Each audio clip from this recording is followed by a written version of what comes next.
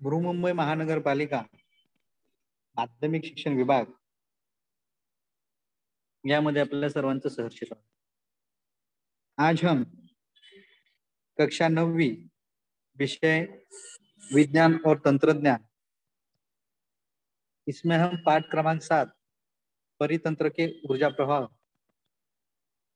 ये देखने वाले हैं। इसके पहले भी ये पाठ पढ़ा के हो गया है। इस पाठ के हम उदाहरण लेने वाले हैं। तो इसमें जो घटक है वो घटक है, इसमें दो घटक हम देखने वाले हैं। पहला वाला जो घटक हमारा रहेगा वो है ऊर्जा का पिरामिड, मतलब पोषण स्तर, और उसके बाद हम देखने वाले हैं जैव भू रासायनिक चक्र। अब सबसे पहले हम देखेंगे पोषण स्तर। या स्क्रीन के ऊपर अभी आपको दिख रहा होगा कि पोषण स्तर है, और उसी को मैंने रेड कलर से अब क्या इसका मतलब है, श्रृंखला के प्रत्येक स्तर को पोषण स्तर कहते हैं। यहाँ 4 स्तर दिए हैं, देखो, उत्पादक, प्रथम पोषण पातळी, प्रथम पोषण स्तर, द्वितीय पोषण स्तर और तृतीय पोषण स्तर। इन सभी को मिला, मतलब जितने भी ये स्तर है ना, इन स्तर को मिला के क्या कहते हैं, उसे पोषण स्तर कहते हैं। और इसमें कितने स्तर रहते हैं? 4 स्तर रहते हैं। पोषण स्तर का अर्थ है अन्न प्राप्त करने का स्तर।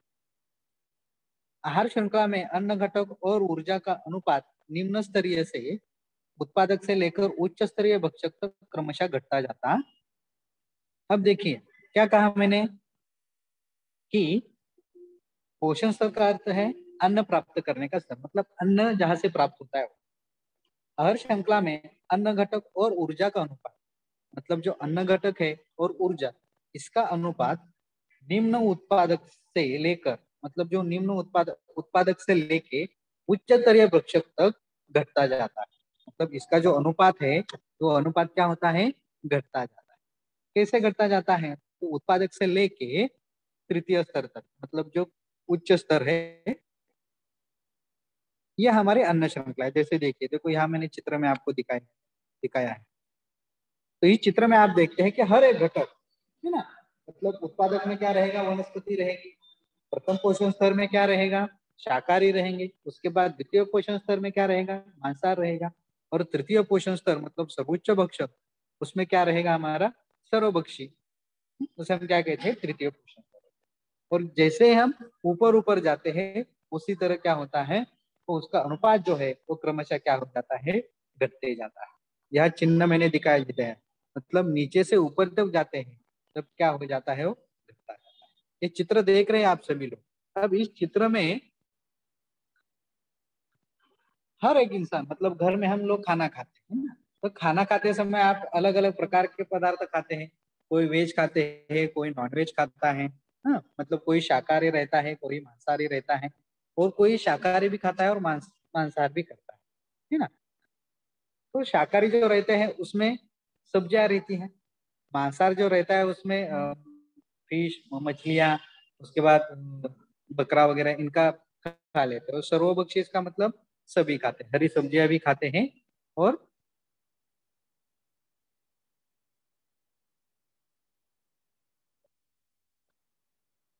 अब इस चित्र को अगर आप देखते हैं, जैसे मैंने कहा, ये वनस्पति, आप जो वनस्पति रहती है, उस वनस्पति छोटे छोटे वृक्ष से हमें क्या मिलता है? ये सारे जो धान्य है वो मिलता है। जैसे मूंग की दाल, हाँ, ये मूंग की दाल वनस्पति से मिलती है, मतलब छोटे छोटे वनस्पति आ जाती है, उसके बाद उससे हमें क्या मिलता है? मूंग दाल मिलती है। राइस भी मिलता है। चावल जो है वो चावल की भी खेती रहती है उससे, मतलब एक छोटी वनस्पति से हमें क्या मिलता है? ये सारे पदार्थ मिलते। पोटैटो, बटाटा है, नींबू है,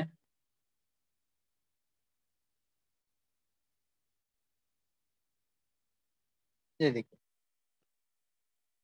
भात हो गया, वरण हो गया, सूप हो गया, हाँ, उसके बाद बटाटा, भाजी और मुख्य दाल। ये जो तूप है ना, ये वनस्पति जन्य तूप रहता है, हाँ, डालडा आप कहते हैं उसे। अब ये सारी जो चीजें हैं ना, हमें वनस्पति से मिलता है, मतलब सब उत्पादक। ये क्या है? उत्पादक। ये जो चीजें मैं आपको दिखा रहा हूँ, ये क्या है? उत्पादक। मतलब पोटैटो, हाँ, उसके बाद हरी सब्जी यहाँ देखो, गाजर, बीट्स वगैरह यहाँ दिखाई दे रहे हैं। यहाँ मूंग की दाल है या तूप है।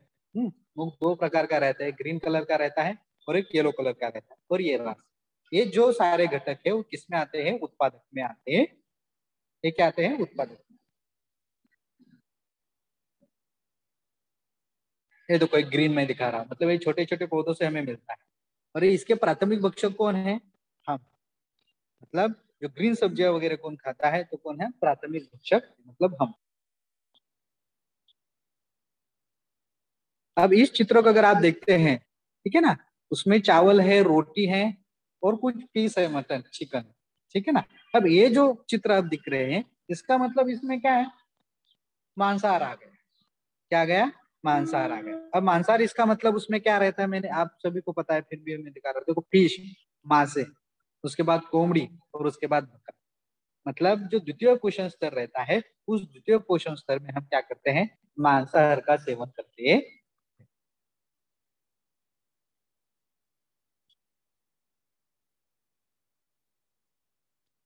अब इस चित्र को अगर हम देखते हैं,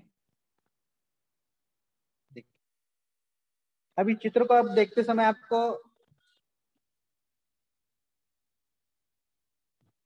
देखो, अभी प्राथमिक भक्षक मतलब जो बकरी है या बकरा है, वो क्या कर रहा है? घास को खा रहा है, ठीक है ना। अब यहाँ मछली है, हाँ, ये भी क्या कर रही है? छोटी छोटी मछलियों को खा रही है। हाँ, ये दूसरा एक प्राणी है, जलचर प्राणी है, वो भी क्या कर रहा है? मछलियों को खा रहा है। मतलब हर एक जीव दूसरे जीव के ऊपर क्या रहता है? निर्भर रहता है। जीवो जीवस्व जीवनम, संस्कृत में एक लाइन है, जीवो जीवस्व जीवनम। इसका मतलब है कि हर पशु पक्षी एक दूसरे के ऊपर निर्भर रहता है। जैसे कि यहाँ प्राथमिक भक्षक दिखे हैं, तो प्राथमिक भक्षक घास को खाते हैं, मतलब उत्पादक को खाते हैं।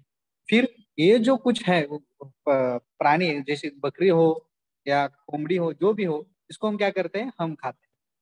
हम मतलब जो जिन लोगों को नॉनवेज पसंद है वो, तो कौन से स्तर में आ जाएंगे? हाँ, वो आए जाएंगे मांसाहारी। हाँ, मतलब जो लोग सिर्फ नॉनवेज खाते हैं, मांसाहार करते हैं, उसे हम क्या कहते हैं? मांसाहारी कहते हैं। अब उसके बाद आता है मिश्राहारी। अब मिश्राहारी आपने देखा होगा, यस। मिश्राहारी इसका मतलब क्या है?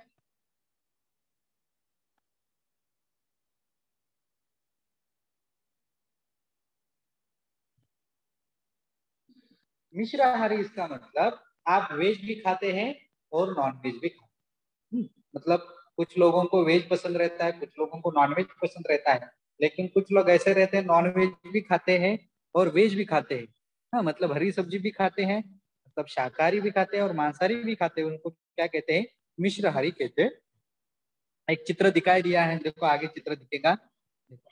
इसमें देखो कुछ हरी सब्जियां भी हैं, हाँ, चिकन के पीस भी हैं। तो ये जो है वो क्या है? मिश्राहारी। ये क्या है? मिश्राहारी। अब जो मिश्राहारी, इसका मतलब क्या कहते हैं? उसे सर्वभक्षी कहते हैं। सर्वभक्षी मतलब वेज भी खाने वाले और नॉन वेज भी खाने वाले। मतलब ऊर्जा का पिरामिड या पोषण स्तर हम देखेंगे, तो पोषण स्तर में हमें क्या पता चलता है? पोषण स्तर इसका मतलब आहार श्रृंखला के प्रत्येक स्तर। आहार श्रृंखला में कितने स्तर रहते हैं? 4 स्तर रहते हैं। एक उत्पादक रहता है, उसमें वनस्पति आती है। उसके बाद प्रथम पोषण स्तर रहता है, उसमें शाकाहारी आता है। उसके बाद द्वितीय पोषण स्तर रहता है, उसमें मांसाहार रहता है। और तृतीय पोषण स्तर इसका मतलब सर्वभक्षी, मतलब वो शाकाहार भी करता है और मांसाहार भी करता है। अब उसके बाद देखिए, 1942 में लिंडन नामक जो वैज्ञानिक है, उन्होंने आहार श्रृंखला और उसके ऊर्जा प्रभाव, ऊर्जा वहन का अध्ययन और परिस्थिति की पिरामिड ये संकल्पना सर्वप्रथम चार्ल एल्टन नामक ब्रिटिश वैज्ञानिक ने 1927 में सिर्फ बियर द्वीप के टुंड्रा परितंत्र का अध्ययन करके पुष्टि की। अब इसको आप देखेंगे, जैसे ये चित्र भी देखा था, ये पिरामिड है, मतलब मोनोरा है। इस मोनोरा देखो, अब हम ऊर्जा का पिरामिड, मतलब ऊर्जा का पिरामिड क्या रहता है? तो ऊर्जा का पिरामिड इस तरह रहता है। देखो इस प्रकार का आपने पिरामिड देखा होगा। तो मनोरा के नीचे का जो भाग रहता है वो बकरेट रहता है और ऊपर की तरफ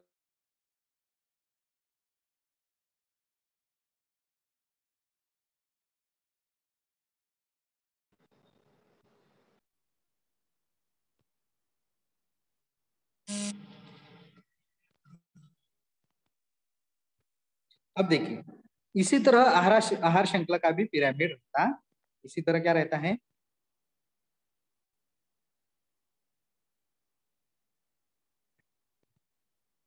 ये आहार श्रृंखला का पिरामिड है। जैसे हमने अभी ये पहला क्वेश्चन स्तर देखा था उसका मतलब ये पिरामिड में देखो अन्न स्तर है, मतलब ऊपर से लेके नीचे से लेकर ऊपर तक जो भी अन्न पदार्थ है, जो भी स्तर है ना, वो यहाँ दिखाई दिया। अब इनका शोध किन्होंने लगाया था, तो अभी मैंने कहा जैसे 1942 में लिंडन नामक वैज्ञानिक ने आहार श्रृंखला और उसके ऊर्जा वहन का अभ्यास किया। ग्रेट साइंटिस्ट जो है उनका नाम है लिंडन नाम लिंडमैन। इन्होंने क्या किया था, इनका अभ्यास किया था, इसका ऊर्जा वहन और आहार श्रृंखला। परिस्थितिकी पिरामिड मतलब इकोलॉजिकल पिरामिड, यह संकल्पना सर्वप्रथम चार्ल्स एल्टन नामक ब्रिटिश वैज्ञानिक ने 1927 द्वीप के then स्पष्ट किया। जो परिस्थिति की पिरामिड है, लोग इकोलॉजिकल पिरामिड, यह संकल्पना सबसे प्रथम किन्होंने ये किया था, तो चार्ल्स एल्टन नामक ब्रिटिश वैज्ञानिक है उन्होंने किया था। और कहा किया था, तो बियर द्वीप के जो टुंड्रा परितंत्र है, टुंड्रा प्रदेश है, वहां जाकर उन्होंने इसका अध्ययन किया था। इसी कारण इस पिरामिड को एल्टोनियम पिरामिड भी कहा जाता है। इसको क्या कहा जाता है, इस पिरामिड को एल्टोनियम पिरामिड भी कहा जाता है। इनका जो नाम है, इनके जो सरनेम उनके नाम के हिसाब से इनको नाम दिया गया है। पिरामिड को क्या कहते हैं, एल्टोनियम पिरामिड भी कहते हैं।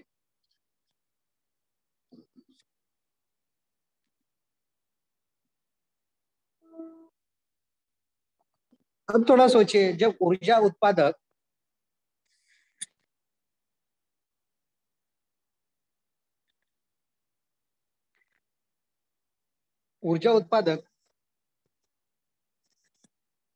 सर्वोच्च बक्से की ओर प्रवाहित होती है, तो उस ऊर्जा का क्या होता है। हाँ, तो जब ऊर्जा उत्पादक से भक्षों तक ऊर्जा का प्रत्येक पोषण स्तर से अगले स्तर तक संक्रमित होता है। ध्यान दीजिए कि जब ऊर्जा उत्पादक से सर्वोच्च भक्षक तो वो प्रवाहित होती है, लेकिन उस ऊर्जा का क्या होता है। हमने देखा कि उत्पादक है, प्रथम पोषण स्तर है, द्वितीय पोषण स्तर है, तृतीय पोषण स्तर है। जैसे जैसे ऊर्जा ऊपर हो जाती है ना, तो क्या हो जाती है, क्रमशः घटती जाती है। तो होता क्या है, तो देखिए उत्पादक से लेके भक्ष्य तक ऊर्जा प्रत्येक पोषण स्तर से अगले पोषण स्तर तक क्रम संक्रमित होती है। मतलब ऊर्जा क्या होती है, ऊपर ऊपर तक जाती। इसमें से थोड़ी ऊर्जा ऊष्मा के स्वरूप में पर्यावरण में उत्सर्जित की जाती है। क्या हो जाता है, ऊर्जा जैसे ऊपर जाती है उसमें से थोड़ी ऊर्जा क्या किए जाते हैं, ऊष्मा के स्वरूप में पर्यावरण में उत्सर्जित की जाती है। सर्वोच्च भक्षक की मृत्यु हो जाने पर मृत शरीर का विघटन करने वाले विघटकों को उनके शरीर की ऊर्जा उपलब्ध हो। जब सर्वोच्च भक्षक मर जाते हैं और उनको विघटन हो जाता है, तो उनको विघटन करने के लिए जो विघटक रहते हैं उनको ऊर्जा क्या हो जाती है, प्राप्त हो जाती है। मतलब सर्वोच्च भक्षक जब मर जाते हैं और जमीन में गिर पड़ते, तो उनको छोटे छोटे कीड़ों मकोड़े वो खा जाते हैं। तो सर्वोच्च भक्षक की ऊर्जा किसको मिलती है, जो विघटक है उनको मिलती है। मृत प्राणियों के अवशेष का विघटन कवक तथा सूक्ष्मजीव करते हैं। जो मृत प्राणी है, हाँ, उनका विघटन कौन करते हैं, तो उनका विघटन कौन करते हैं, कवक और सूक्ष्मजीव करते हैं। मृत अवशेष से खाद्य प्राप्त करते समय विघटक जीवाणु जटिल कार्बनिक पदार्थ का रूपांतर सरल कार्बनिक पदार्थ में करता है। ये पदार्थ हवा, पानी तथा मिट्टी जैसे आदि पर्यावरण में सहजता से मिलते हैं। इसी कारण वह ऊर्जा सर्वोच्च भक्षक में ही अटकी नहीं रही। मतलब जो ऊर्जा वहां रहनी चाहिए वो वहां अटक नहीं रही, वो क्या होती है, आगे संक्रमित हो जाती है। इसी कारण सर्वोच्च भक्षक के जीवित रहने पर भी उसके दैनंदिन जीवन की सभी क्रियाओं के लिए उस ऊर्जा का उपयोग होता है। पहले स्तर से लेकर लास्ट वाले स्तर तक जाएंगे तो ऊर्जा का स्तर जो अनुपात है वो क्या होता है, कम हो जाता है। क्यों हो जाता है? क्योंकि हर एक स्तर में उत्पादक रहे या कोई भी रहे, वो क्या करता है, जब वो कार्य करता है तो उस कार्य के लिए उसको क्या करते हैं, ऊर्जा लगती है, और बची हुई ऊर्जा क्या होती है, आगे आगे जाती। ये उसका आंसर है। अगर आप थोड़ा सोचिए ये वाला, अगर आपने देखा तो उसमें और एक दूसरा उसमें उसके आगे देखिए क्या है, आहार श्रृंखला में उनका ऊर्जा विनिमय स्तर होता है। अब देखो ये आहार श्रृंखला का दिखाया गया है। अब इस आहार श्रृंखला में जो पिरामिड से वो क्या होता है, देखिए विनिमय स्तर, ऊर्जा विनिमय स्तर की रचना के अनुसार जब ऊर्जा का हस्तांतरण होता है, विनिमय के में क्या होता है, ऊर्जा का हस्तांतरण होता है, तो मूल ऊर्जा धीरे धीरे कम हो जाती है। जैसे अभी हमने देखा क्या है कि उच्च स्तर तक जाते समय ऊर्जा कम हो जाती है, क्योंकि कुछ कार्य करने के लिए कुछ ऊर्जा लगती है, और कुछ ऊर्जा क्या होती है, पर्यावरण में उत्सर्जित की जाती है, ऊष्मा उत्सर्जित किया जाता है।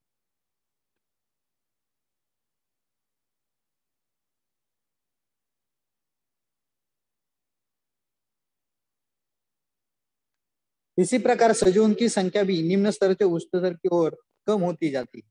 परितंत्र ऊर्जा की इस रचना को ऊर्जा का पिरामिड, जो पहला वाला पॉइंट हम देख रहे थे ऊर्जा का पिरामिड, तो ऊर्जा का पिरामिड इसका मतलब क्या है कि सजीवों की संख्या भी निम्न स्तर से उच्च स्तर की ओर कम होती जाती है, उसे ही क्या कहते हैं, ऊर्जा का परितंत्र ऊर्जा का पिरामिड कहते हैं।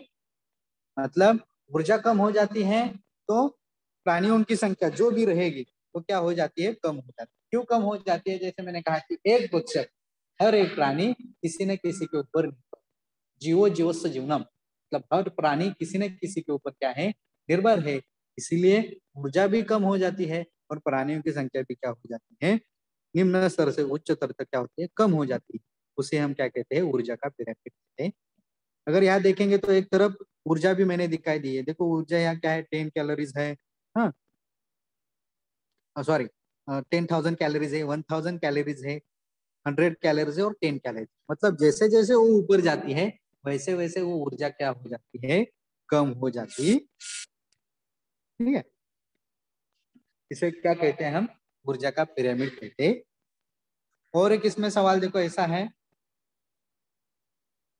सर्वोच्च भक्षक की मृत्यु के उपरांत आहार श्रृंखला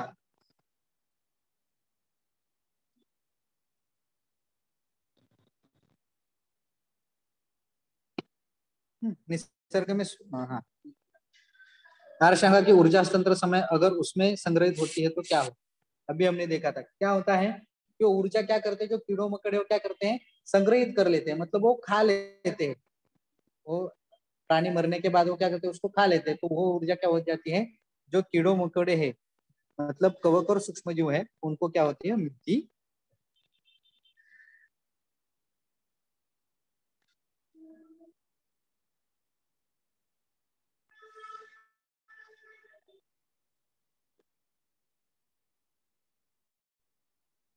ये देखो, सर्वोच्च पक्षी की मृत्यु के उपरांत उसके मृत्यु मृत्यु शरीर का विघटन करने वाले विघटों को यह ऊर्जा प्राप्त होती।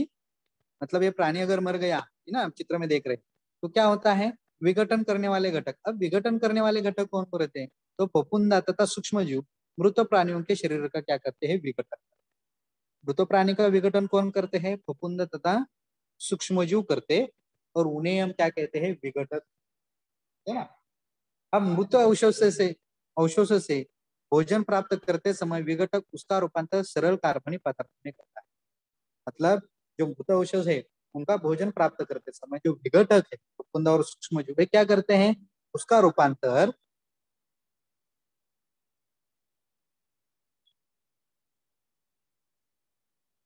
उसका रूपांतर क्या करते हैं, सरल कार्बनिक पदार्थों में करते हैं। इस चित्र में अगर आप देखो, इस चित्र में देख रहे हैं, मतलब इनका विघटन हो रहा है, सूक्ष्म जीव खा रहे हैं, और ये क्या रहे, सरल कार्बनिक में उसका क्या हो रहा है, रूपांतरित हो रहा है।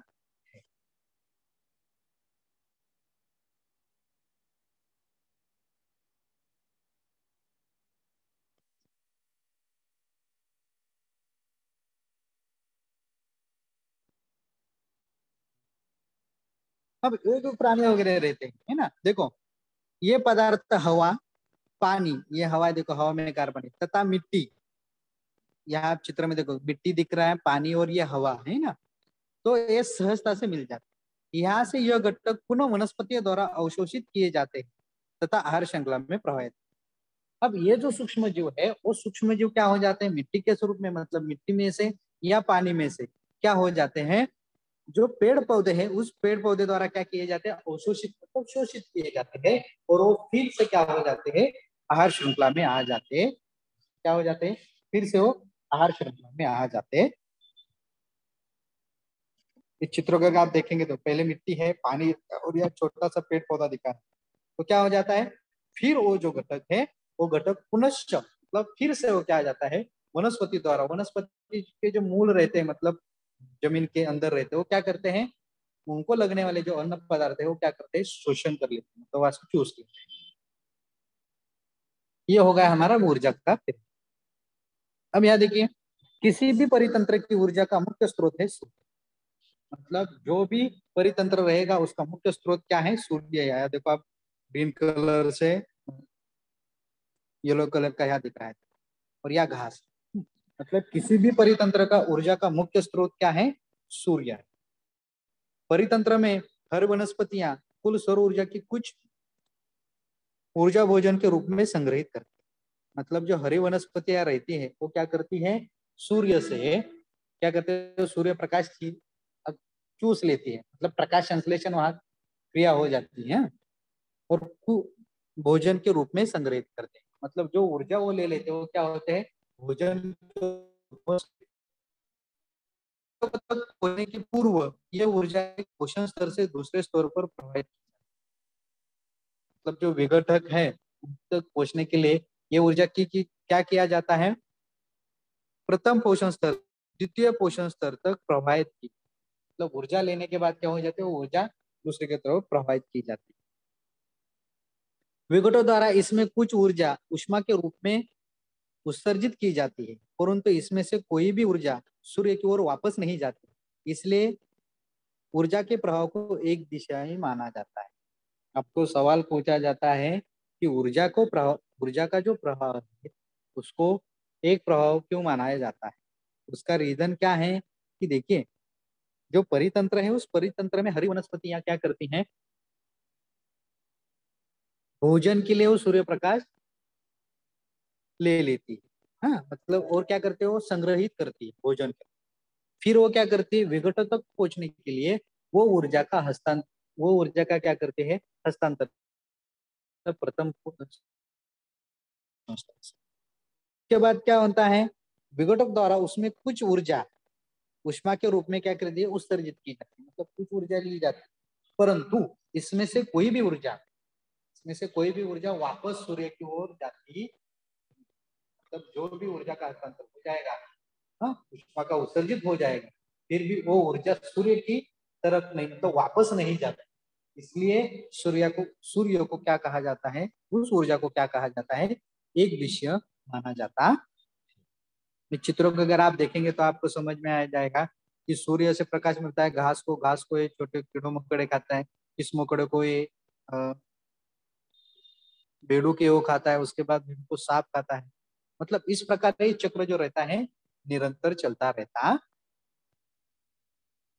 अब इसके बाद है जैव भू रासायनिक। अब जैव भू रासायनिक चक्र, इसको आप देख रहे हैं, देखो जैव भू रासायनिक चक्र, इसमें हम जैव भू रासायनिक चक्र का अर्थ और प्रकार देखते हैं। अब जैव भू रासायनिक चक्र इसका मतलब क्या है, परितंत्र में पोषण द्रव्य की चक्रीय प्रभाव, मतलब जो भी प्रभाव होता है वो चक्रीय प्रभाव होता है, उसे हम क्या कहते हैं, जैव भू रासायनिक चक्र है। मतलब सजीव को वृद्धि के लिए विविध पोषक द्रव्य की आवश्यकता होती है। देखो, हर एक जो सजीव है उस सजीव के लिए वृद्धि होने के लिए, बाढ़ होने के लिए किसकी आवश्यकता रहती है, तो पोषक द्रव्यों की आवश्यकता रहती है, और वो पोषक द्रव्य अगर उसको नहीं मिलेगी तो उसकी वृद्धि नहीं होगी, नहीं। इसलिए हर सजीव एक दूसरे के ऊपर क्या रहता है, निर्भर रहता है, एक चक्र निरंतर चलता रहता है ना। कभी कभी आप देखो पहाड़ के ऊपर गए होगे तो वहां हम वनस्पति नहीं लगाते हैं, है ना, वहां किसी और ने लगाया होगा, लेकिन छोटे छोटे पेड़ पौधे किसी ने लगाए होंगे तो कुछ दिनों के बाद वो बड़े रहते हैं, है ना। और हमारे घर में यहाँ बगल बगीचा तैयार करते हैं उसमें लगाते हैं, तो वो पेड़ पौधा कभी ठीक तरह से नहीं आता, तो आपके मन में आता है ये पेड़ पौधा कैसे, तो उस जमीन में मतलब पहाड़ के जमीन वहां के जो कुछ सूक्ष्म जो वहाँ मृत्यु हो गए होंगे, उस जमीन में से जो उनको अन्न घटक मिलने वाला है वो वहां घर के यहाँ मिलने वाला है। मतलब जो पोषक द्रव्य है जहाँ उसको अच्छी तरह में मिल जाएगा।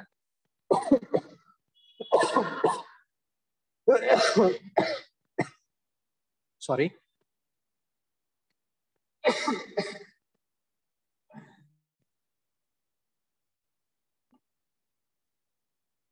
वहां उस वनस्पति की क्या हो जाएगी, वृद्धि हो जाएगी, मतलब बाढ़।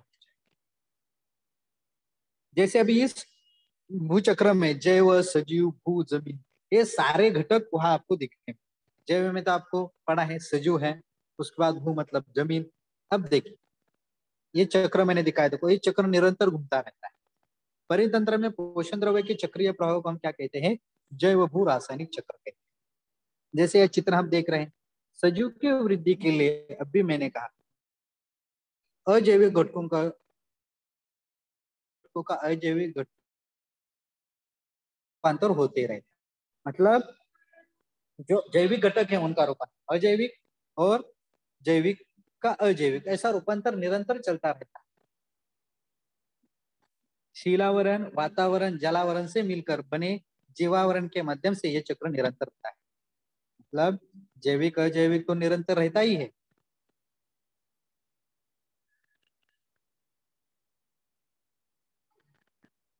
लेकिन जलावरण ना पानी, शीलावरण वातावरण इनसे बना हुआ जो जीवावरण है इसी माध्यम से वो चक्र क्या रहता है, निरंतर चलता रहता है। सॉरी। अब इस प्रक्रिया में अगर आप देखते हैं तो देखो इस चित्र को देखो, इस प्रक्रिया में जैविक भूस्तरीय व रासायनिक पोषक द्रव्य का चक्री बहुत जटिल होता है तथा यह परितंत्र ऊर्जा का स्तर पर निर्भर होता है। मतलब परितंत्र का को जो नीर है अब इसको अगर देखते हैं तो ये जटिल, मतलब हम कह नहीं सकते कौन सा प्राणी किसी के ऊपर है, लेकिन एक स्तर निश्चित है कि एक प्राणी किसी न किसी के ऊपर निर्भर रहता है। मतलब जैविक को हो भूस्तर को हो या रासायनिक पोषक द्रव्य का चक्री हो, है ना। इसको अगर हम देखते हो तो क्या है, जटिल है तथा वह परितंत्र ऊर्जा वहन स्तर पर भी क्या होता है, निर्भर रहता है।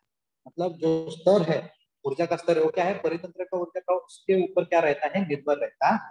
ये जटिल है, समझने के लिए हमें क्या है, अगर इस चित्र को हम देखते हैं किसकी ऊर्जा किसके पास गई है, देखो एरोस घूमे, ये हमें नहीं पता चलता। लेकिन हम एक स्तर बाय स्तर, पहला स्तर क्या है दूसरा स्तर, इसको अगर हम ठीक तरह से देखेंगे तो हमें ये क्या होगा, समझ में आ जाएगा। और ये एक दूसरे के ऊपर निर्भर है, ये शो होता है।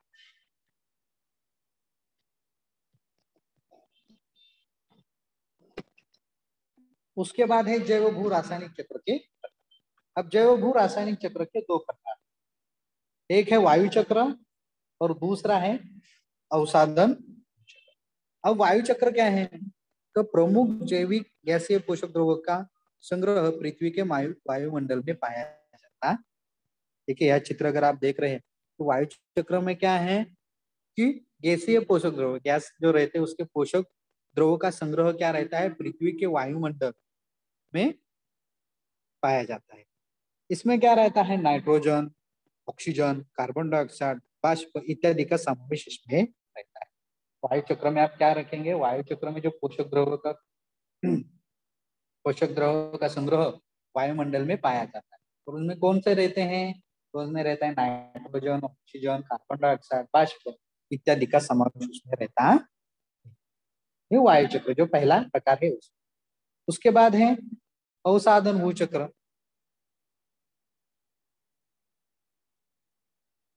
अब अवसादन भू चक्र में प्रमुख अजैविक पोषक द्रव्यों का संग्रह पृथ्वी पर मृदा अवसाद व अवसादी चट्टानों में पाया जाता है। देखो मतलब यहाँ प्रमुख अजैविक पोषक द्रव्यों का संग्रह कहाँ पाया जाता है, पृथ्वी व मृदा मिट्टी रहती है ना उसमें पाया जाता है। और जो अवसाद व अवसादी चट्टान है उसमें भी पाया जाता है। यहाँ आयरन कैल्शियम फॉस्फोरस तथा जमीन के अन्य घटकों का भी समावेश इसमें होता है। अवसादन भू चक्र में किसका समावेश होता है, तो लोह रहता है, कैल्शियम रहता है, फॉस्फोरस रहता है तथा अन्य घटकों का भी समावेश इसमें रहता है। इस चित्र को अगर आप देखते हैं तो आपको समझ में आ जाए।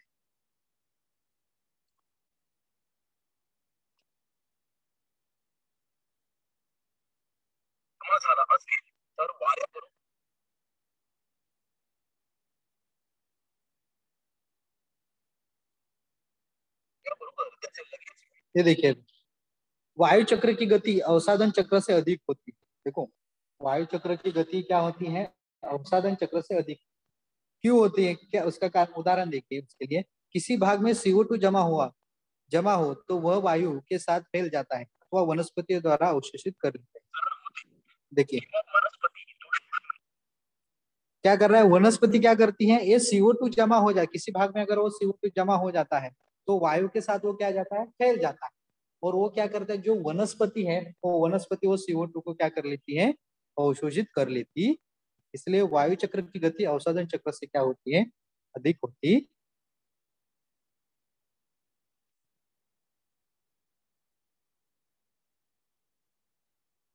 जलवायु परिवर्तन और मानवीय क्रियाओं का चक्र।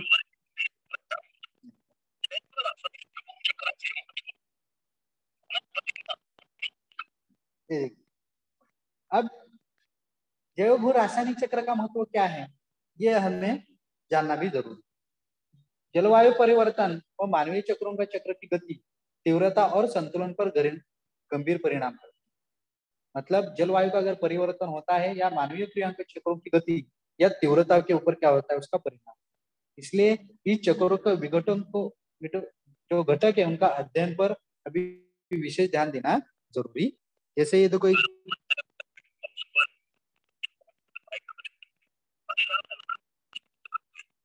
देखिए जो पेड़ पौधे हैं, पेड़ पौधे के लिए किसकी जरूरत रहती है, तो पानी रहेगा, कार्बन डाइऑक्साइड रहेगा, फास्फोरस रहेगा, पोटेशियम, नाइट्रोजन, ये सारी उनकी जरूरत है। लेकिन इसमें से कुछ भी अगर कम हो गया, हाँ इसको अगर कम हो गया,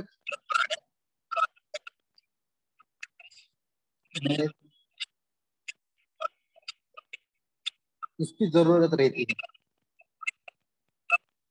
देखो मतलब प्राणी हो या वनस्पति, उनको जो मुख्य घटक जरूरी है वो मिलना जरूरी। अगर वो नहीं मिलेंगे तो उसका विपरीत परिणाम क्या हो जाएगा, पर्यावरण का संतुलन बिगड़ जाएगा। अगर पर्यावरण का संतुलन अगर बिगड़ जाता है तो देखो ग्लोबल वार्मिंग जैसे अभी संकट जैसे आता है। जैसे कभी कभी धूप का महीना रहता है, चला धूप का महीना रहता है तो बारिश अचानक आ जाती है। कभी ठंडी का मौसम रहता है तो उसमें ज्यादा धूप लगती है। मतलब ये इसका जो मेन कारण है वो क्या है, कि पर्यावरण का हम ह्रास कर, मतलब पर्यावरण का संतुलन हम क्या कर रहे हैं, बिगाड़। और पर्यावरण का संतुलन रखने के लिए हमें क्या करना चाहिए, प्राणी हो, वनस्पति हो, जो भी हो, उसका संतुलन रखना जरूरी है। और जो उत्पादक है, मेन घटक वनस्पति, तो इस वनस्पतियों का उत्पादन ज्यादा से ज्यादा करना बहुत जरूरी है। अगर वो जो पोषण स्तर है, वो पोषण स्तर में से आहार श्रृंखला है, उस आहार श्रृंखला में से एक भी घटक अगर कम ज्यादा हो गया, उसके विपरीत परिणाम हमें देखने के मिलते। तो आज के पाठ में इतना ही। इसी के ऊपर अगर कुछ समस्या रहेगी तो आप पूछ सकते हैं। आज के लेक्चर में हमने पाठ क्रमांक 7 परितंत्र के ऊर्जा प्रभाव, इसमें जो दो घटक देखे, वो दो घटक के ऊर्जा का पिरामिड, इसके अंदर पोषण का स्तर, और उसके बाद जैव भू रासायनिक चक्र। और इसी के साथ ही हमारा यह लेक्चर समाप्त होता